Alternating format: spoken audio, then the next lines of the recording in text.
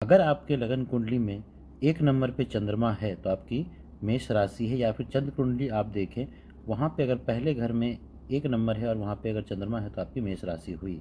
29 मार्च 2025 से मेष राशि के ऊपर पहले चरण की साढ़े साथी की शुरुआत हो चुकी है। यहाँ पर अगर आप देखेंगे तो शनि जो हैं वो 10th लॉर्ड और 11th लॉर्ड बनते हैं। 10th लॉर्ड यानी कि जो आपका जॉब प्रोफेशन है, कर्म भाव है बेसिकली, और 11th हाउस है जो आपका इनकम है।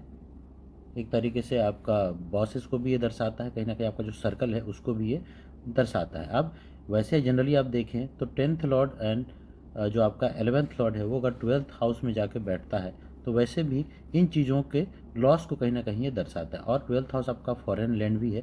12th हाउस यानी कि अपने जन्म स्थान से आपको दूर इस समय ले जाया जाएगा, चाहे वो जॉब की वजह से हो या फिर एजुकेशन की वजह से हो, आप जिस भी अवस्था में इस समय हैं।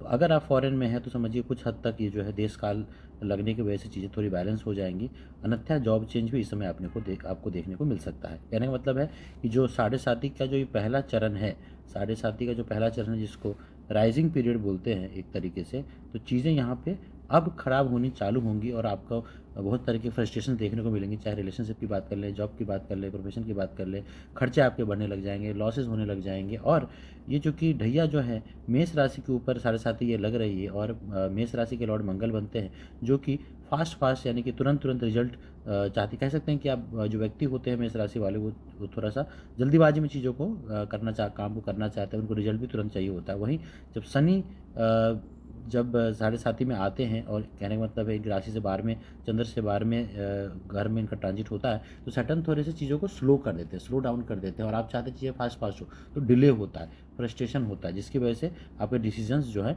गलत होते हैं। मंगल वैसे भी एक फायर साइन है, और शनि जो है एक तरीके से एयर एलिमेंट है यहाँ पे, तो कहीं ना कहीं अगर आपको गुस्सा वगैरह आता है तो उस चीज़ को भी बढ़ाने के समय वो काम करेंगे और आपके डिसीजन गलत होते चले जाएंगे।